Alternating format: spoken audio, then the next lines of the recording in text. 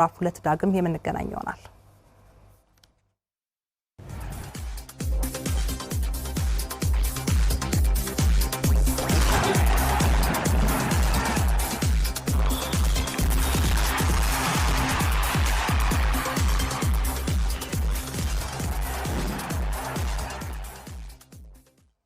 እንደምንዋላችሁ ተመልካቾቻችን ከአሚኮ የቀን ስፖርታዊ ዜናዎቻችን ቀጥለው ይቀርባሉ። አንበሳ ባንክ የስፖርት አጋራችን ነው። የሱን መልእክት ተከታትለን እንመለስ።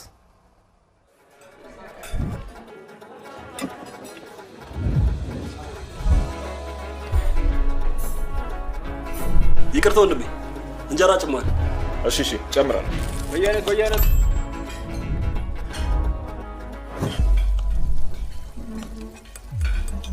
ምን እንደማስብ ታውቃላችሁ?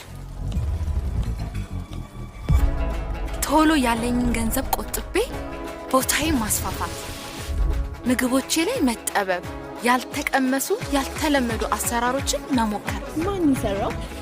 የት አለ? የኔ ብቻ የሆነ የምለይበትን ጣም መፍጠር። ገና ሲቀምሱት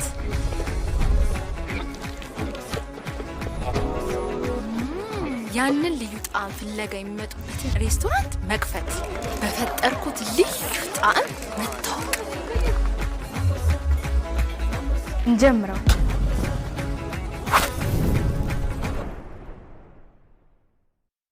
አንበሳ ባንክ አጋራችን ስለሆነ እናመሰግናለን። በሀገር ዜና ጀምራለሁ፣ አብራችሁን ቆዩ።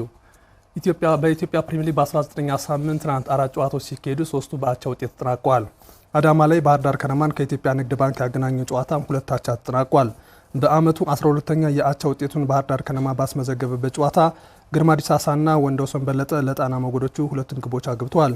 ለንግድ ባንክ ደግሞ ሆይዘፍ ሻፊ እንዲሁም ደግሞ ሲሞን ፒተር አስቆጥሯል። ውጤቱን ተከትሎም ባህር ዳር ከነማ በ24 ነጥብ 9ኛ ደረጃ ላይ ሲቀመጥ ኢትዮጵያ ንግድ ባንክ በ21 ነጥብ 12ኛ ደረጃ ላይ ተቀምጧል። በዚሁ ስቴዲየም ነገሌ አርሲ መቀሌ ሰባ እንደርታን 1-0 ረቷል። አዲስ አበባ ላይ በተደረገ ጨዋታ ደግሞ ፋሲል ከነማ ከኢትዮጵያ መድን 0-0 ተለያይተዋል። አጼዎቹ ከ2 ተከታታይ ድል በኋላ ነው አቻ የተለያዩት። በአመቱ 9ኛ አቻ ውጤቱን ያስመዘገበው ፋሲል ከነማ አንድ ቀሪ ጨዋታ ያለው በ33 ነጥብ 3ኛ ደረጃ ላይ ይገኛል። በሌላ ጨዋታ ቅዱስ ጊዮርጊስ ከውልዋሎ አዲግራት ዩኒቨርሲቲ 1-1 ተለያይተዋል። ዛሬ ሊጉ ሲቀጥል አርባ ምንጭ ከተማ ከድሬዳዋ ከተማ 9 ሰዓት ላይ እንዲሁም ኢትዮጵያ ቡና ከወላይታ ድቻ 10 ሰዓት ላይ ይጫወታሉ።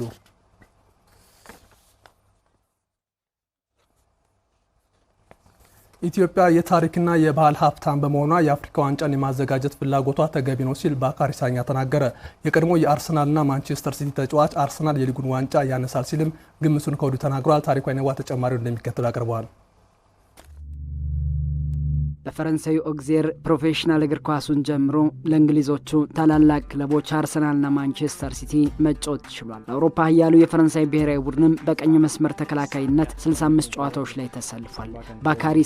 ባካሪ ሳኛ እግር ኳስን ካቆመ በኋላ ከ2011 ጀምሮ ታዳጊዎች ላይ ለሚሰራው የግራስሩት ሶከር ግብረሰናይ ድርጅት አምባሳደር ሆኖ ልምዱን ለታዳጊዎችና ለስፖርቱ ተሳታፊዎች በማካፈል ላይ ይገኛል። ባካሪ ሳኛ ከዚህ ተግባሩ ጋር በተያያዘም ከሰሞኑ ኢትዮጵያ የተገኘ ሲሆን ባህር ዳር ስታዲየም ተገኝቶም ጎብኝቷል። ስለ ኢትዮጵያ እግር ኳስና አፍሪካ ዋንጫን በ2028 ለማዘጋጀት ሀገራችን ስላላት እቅድ ምን ታስባለ ስንል ፈረንሳዩን ጠይቀናል። ሳኛ ኢትዮጵያ የታሪክና የባህል ሀብታም ሀገር ነች ሲል ተደምጧል።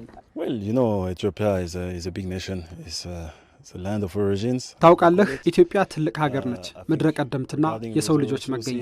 ይህ ደግሞ ልዩ ያደርጋታል። ስለ ስፖርት ካነሳው አንጻርም ኢትዮጵያ እግር ኳስና ስፖርታዊ ውድድሮች ከፍተኛ ትኩረት የሚሰጥባት ሀገር ናት። ከዚህ አንጻር ታላላቅ አህጉራዊ ውድድሮችን ማስተናገድ ይኖርባታል። የአፍሪካ ዋንጫ ደግሞ ቀዳሚው ነው። በውድድሩም የሀገሪቱን የተለያዩ ባህሎች፣ እሴቶችና ምግቦች ማስተዋወቅና ማሳየት አለባት። ኢትዮጵያ የታሪክና የባህል ሀብታም ሀገር ናት። ለእግር ኳስ ደግሞ ከፍ ያለ ፍቅር እንዳላችሁ ተመልክቻለሁ። I've only seen really football lovers here. ኢትዮጵያ የአፍሪካ ዋንጫን ለማስተናገድ ካላት ፍላጎት ጎን ለጎን ጠንካራ ብሔራዊ ቡድንን ለመገንባትም ሮድ ቱ 2029 ፕሮጀክት ቀደም ብሎ ወደ ስራ ተገብቷል። ባካሪ ሳኛ የታዳጊዎች ልማት ለአንድ ሀገር እግር ኳስ እድገት ወሳኝ ነው ያለ ሲሆን የሱ እዚህ መገኘትም ዋናው ምክንያት ልምዱን ለማካፈል እንደሆነ ለአሚኮ ተናግሯል። Well, I believe we need to take care of the roots and ከታች መስራት እጅግ በጣም አስፈላጊ ነው። ቀጣዩ ትውልድ በተገቢው መንገድ ማደግ አለበት። ይህን ስልህ ህፃናትን በተገቢው መንገድ ማሳደግ፣ ተገቢውን ትምህርት ማስተማር፣ ለስልጠና ደግሞ ከፍ ያለ ጥራት ያለው የልምምድ ማዕከላትና ቁሳቁሶችን ማሟላት ያስፈልጋል። እኔ 15 ዓመት እስኪሆነ ድረስ በሳምንት አንድ ጊዜ ብቻ ነበር ልምምድ የምሰራው። ይህ ግን ታላቅ የእግር ኳስ ደረጃ ላይ ከመድረስ አላገደኝም። የኢትዮጵያ ህፃናትም ከኔ ብዙ ይማራሉ ብዬ አስባለሁ። እዚህ የመጣሁትም ከራሴ የህይወት ተሞክሮ ተነስቼ ለህፃናቱ ለአሰልጣኞችና ለአመራሮች ከአርሰን ቬንገርና ከፔፕ ጋርዲዮላ የቀሰምኩትን ልምዴን ለማካፈል ነው። The knowledge I receive from big coaches like Arsene Wenger and Pep Guardiola, I have to do it because it's a duty. በመጨረሻም ፈረንሳዊ ኮከብ ኢትዮጵያን ለአውሮፓ እግር ኳስ ያላቸው ፍቅር እንዳስደሰተው የተናገረ ሲሆን እኔም የቀድሞ ክለቡ አርሰናል ዘንድሮ ዋንጫውን ለማንሳት እድሉ ምን ያህል ነው ስል ጠይቄዋለሁ። ሳኛ አርሰናል ያለፉት ዓመታት ክፍተቶችን ዘንድሮ ቀርፏል፣ ይህ ለድል ያበቃዋልም ብሏል። Well, hopefully Arsenal will stay on the top until the end of season. አርሰናል እስከ ውድድር ዓመቱ መጨረሻ የሊጉ አናት ላይ ይቆያል ብዬ ተስፋ አደርጋለሁ። አሁን ላይ የቡድኑ ተጫዋቾች ከደጋፊዎቹ ከፍተኛ ገዛና ድጋፍ ይፈልጋሉ። ከማንቸስተር ዩናይትድ ሽንፈት መልስ ሊድስ ዩናይትድ ላይ 4 ጎሎችን አስቆጥረው አሸንፈዋል። በዚህ ጨዋታ ላይ ምን ያህል ጠንካራ መሆናቸውን አሳይተዋል። ጥንካሬያቸው ደግሞ በሚገባ ጎልቶ የታየው ከተጠባባቂ ወንበር ከተነሱ ተጫዋቾች ነው። ባለፉት ዓመታት የቡድን ስብስብ ጠባብ መሆን ምን ያክል እንደጎዳቸው ከሊድሱ ጨዋታ ትታዘባለህ። ደጋፊው ድሉ ከየትም ይምጣ ድጋፉን ሊያጠናክር ይገባል። በቆመ ኳስ አስቆጠርክ በጨዋታ ዋናው ማሸነፍ ነው። ባለፉት 3-4 ዓመታት በወጥነት የቀጠለ ቡድን ነው። ባለፈው ዓመት ደግሞ ቻምፒየንስ ሊግ ግማሽ ፍጻሜ ደርሷል። እነዚህ ሁሉ ምልክቶች ቡድኑ የፕሪሚየር ሊጉን ዋንጫ ለማሸነፍ መቃረቡን ያሳያል። All the signs are here for them to perform and to be able to win the trophy at the end of season. አዲሱ የሰውነት ማጎልመሻ ስርዓተ ትምህርት ከአንደኛ እስከ 4ኛ ደረጃ ለሚገኙ ተማሪዎች ሳይንሳዊ ስልጠና ለመስጠት እንዳገዛቸው መምህራን ተናገሩ። አዲሱ የስርዓተ ትምህርት ተማሪዎች ስፖርትን የህይወታቸው አንድ አካል አድርገው እንዲዘልቁም ያግዛልም ተብሏል። አንተነህ ተስፋዬ ተጨማሪውን እንደሚከተለው አቅርበዋል። ሀገራት ለህፃናት የሚሆኑ የጤናና የሰውነት ማጎልመሻ ትምህርትን በመቅረጽ በትምህርት ቤቶች እንዲሰጥ ያደርጋሉ። በሀገራችንም ለጤናና የሰውነት ማጎልመሻ ትምህርት አዲስ ስርዓተ ትምህርት ተቀርጾ ተግባራዊ እየተደረገም ይገኛል። በተለይም ከአንደኛ እስከ 4ኛ ደረጃ ለሚማሩ ህጻናት የጤናና የሰውነት ማጎልመሻ ትምህርት በምን መልኩ እየተሰጠ ይገኛል? የስፖርት መምህራን ምላሽ አላቸው። ክሬዲት አወሮችም ተሻሽለው የፕራክቲካል ትምህርትም በደንብ እየተሰጠ በንድፈ ሀሳብ በተግባርም እየተሰጠ ያለ ነው።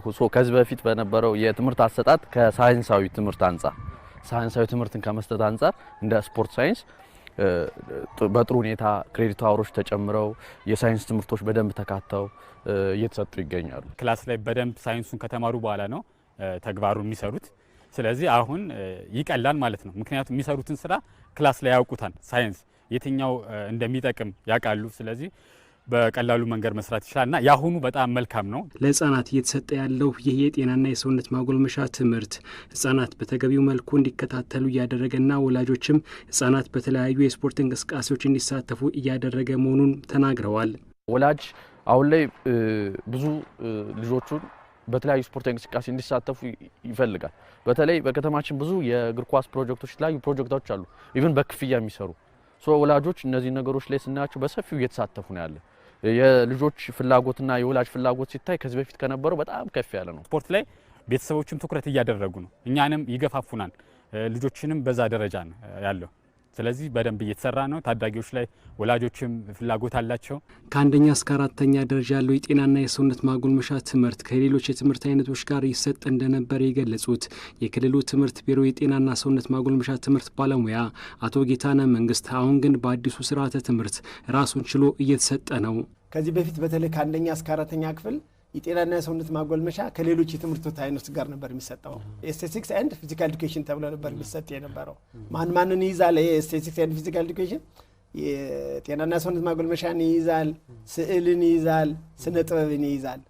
አሁን ግን ራሱን ችሎ ነው ከአንደኛ እስከ 4ኛ ድረስ የሚሰጠው። ይሄ አንዱ ኦፖርቹኒቲ ነው። ስርዓተ ትምህርቱ ህጻናት በአካልና በአእምሮ ጠንካራ እንዲሆኑ በሚያስችል መልኩ ተግባራዊ እየተደረገ እንደሚገኝም አመልክተዋል። ሳይንሱን ነው የምታስጨብጠው፣ ጠቀሜታውን ነው የምታሳየው፣ አላማውን ነው የምታሳየው።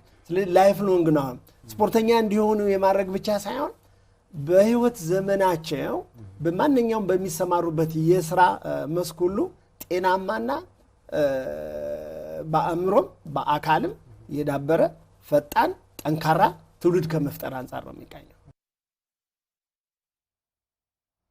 ከውጭ በስፔን ንጉስ ዋንጫ አትሌቲኮ ማድሪድ ወደ